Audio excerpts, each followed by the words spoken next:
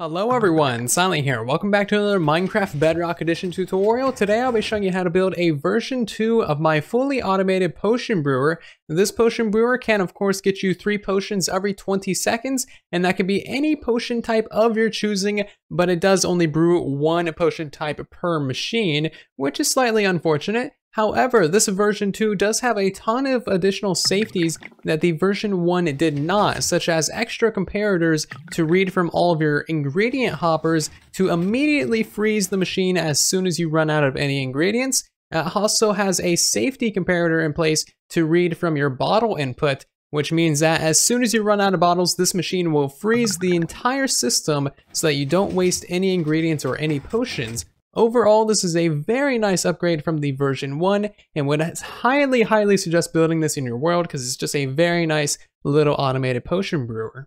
So let's take a little bit of a closer look at this auto brewer, shall we? So the main thing that we're using to make this auto brewer work is actually a piston feed tape, because of course on a Bedrock Edition, tile entities such as brewing stands can be pushed by pistons, which is honestly really quite awesome for an automated potion brewer, so really lovely there. And that is more or less the core concept behind this. We just have some additional redstone and timing circuits all around this thing, and then most of the spaghetti that you see around the edges, such as this redstone line, is all for our safety circuits. All of these comparators here are reading from our ingredient hoppers, and we also have another one hidden right over here, which is reading from our bottle input.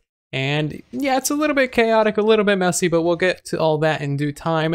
You can actually decorate this quite nicely on the front of it with an on and off switch over here, and of course your potion output over here, getting you 3 potions of any type every 20 seconds, which is very nice. You have your bottle input up over here, and you can of course expand this into as many double chests as you like. And then over here we have one more additional redstone lamp, and this one actually tells you when you are out of any ingredients or any bottles. Anytime that this lamp is on, this machine will not be working because you are out of items. As soon as you run out of something, this entire machine freezes up, which is fantastic. This new version 2 brewer also isn't that much larger than the previous design. It is only 7 wide by 8 long by 6 tall. And if you recall the version 1, this one is a perfect 6 by 6 by 6 cube, and is honestly just quite nice and tiny. I really like that one. However, the safety features of this one highly outweigh the additional space that it takes up.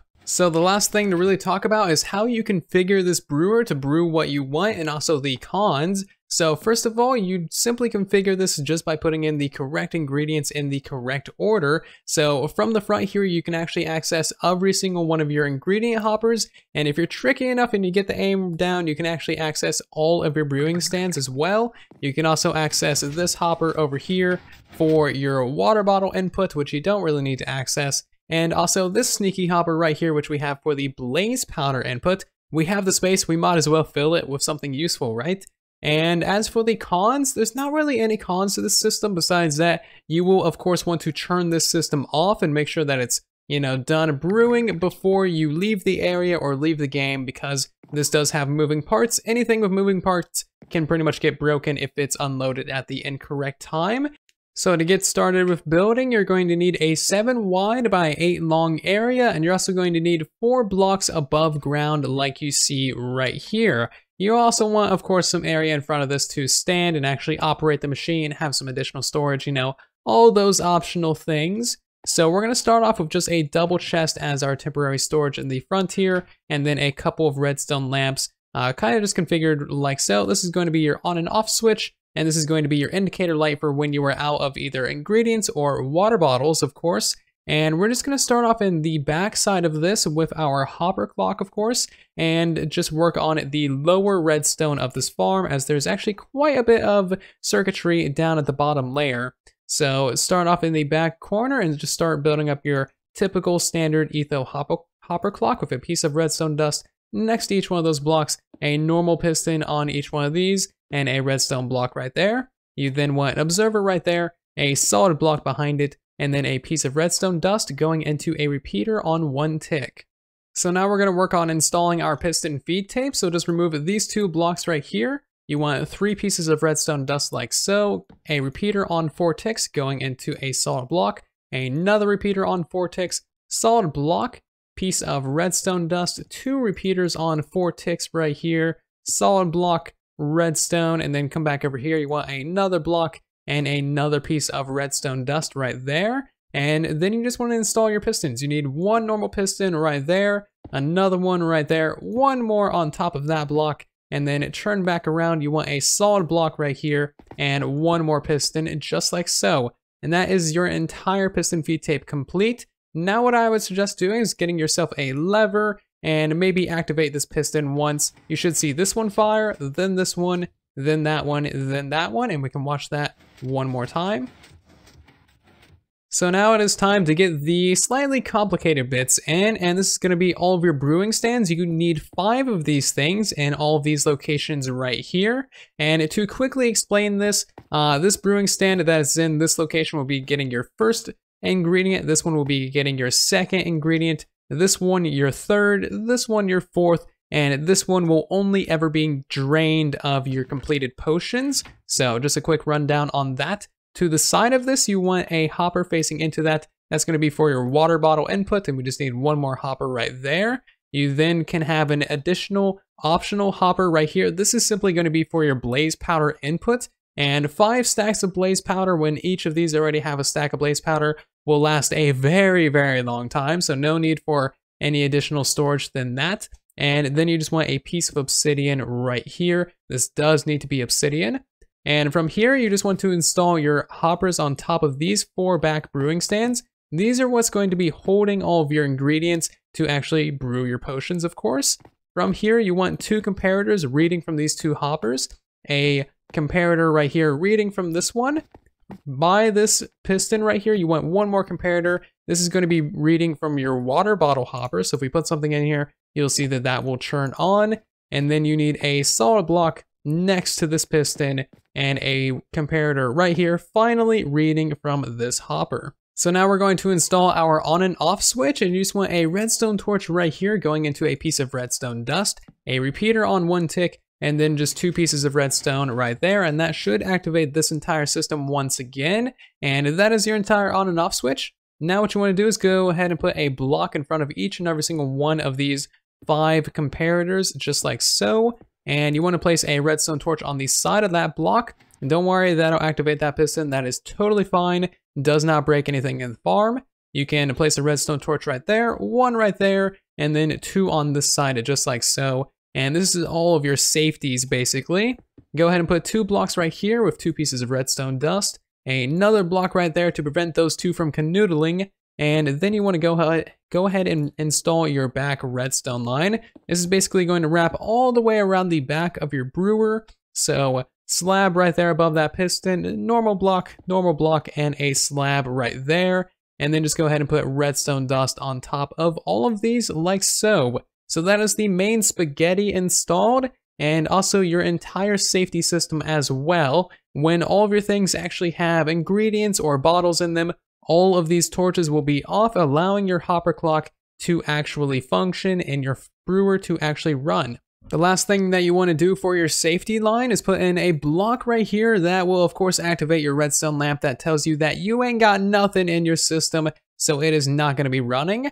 And for the final piece of redstone, you want to go ahead and put 2 observers facing downwards towards this piston arm right there, a block above that block right there, repeater on 4 ticks, and then just a block up, 2 more blocks along, and then 3 repeaters on 4 ticks each going into a block, a redstone torch, and then 4 pieces of redstone right there. And that's actually going to control exactly when all of your ingredients get released into your brewing stands.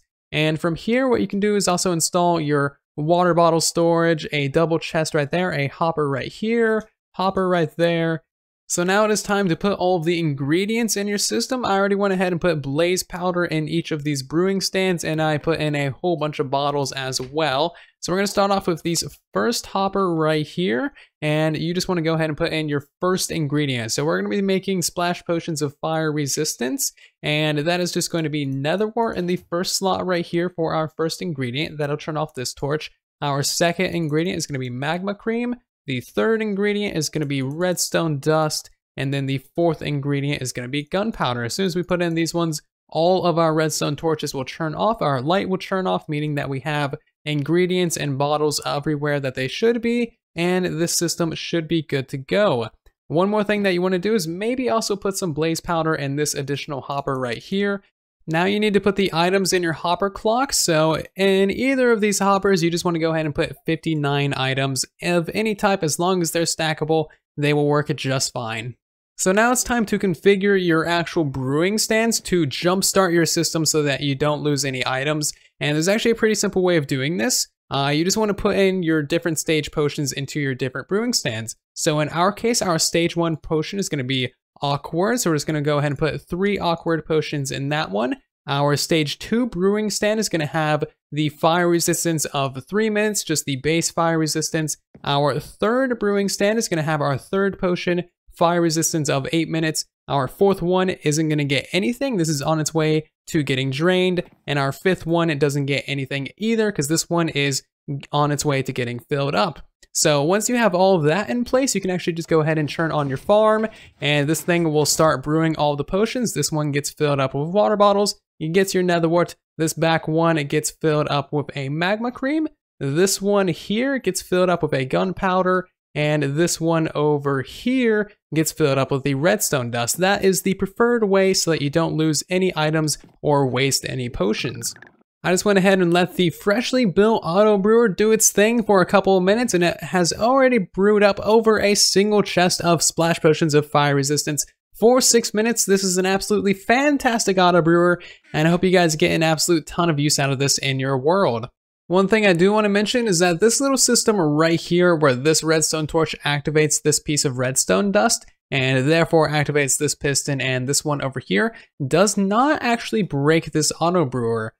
Because basically what happens is this system will move around all of your brewing stands as you see there, and then it will release the items. So by the time everything gets done moving around, this thing will then realize that no items are in here if it does run out, and then it will shut off the system and power these 2 pistons. So there's no chance of this redstone torch activating this redstone line actually breaking your brewer. If it breaks, it's most likely going to be because you left the area as it was like moving things around, not because of this right here. So just wanted to clarify that real quick. You can see that it just ran out of items, unpowered this, and then as you can see, yeah, nothing is really broken. So this brewer right here that I just showed you how to build is for a 4 ingredient or less potion. But what if you want to brew something that needs 6 ingredients, like a lingering potion of invisibility for 2 minutes, a 6 ingredient potion, just, you know, an example. You would need to modify the system ever so slightly, and this is actually pretty simple. These 4 hoppers right here are basically these 4 hoppers. We're just moving everything forward by like a block, literally a block. And as you can see, we got 3 comparators right here reading from these hoppers. These all go into a redstone torch, of course, activating the same redstone line going around the back side. So on the left side, we now have 2 comparators, and each one of these goes into a redstone torch. This redstone torch is right here, and the other one is on this block right here. If either of these power on, that will activate this redstone line. We have moved our water bottle reading comparator that used to be right here. It is now instead over on this side reading from this hopper. We've also moved this hopper forward a block, of course, so that it still fills up the first brewer. And this one also activates a redstone torch that when this turns on will still activate our redstone line. We have a new repeater right here.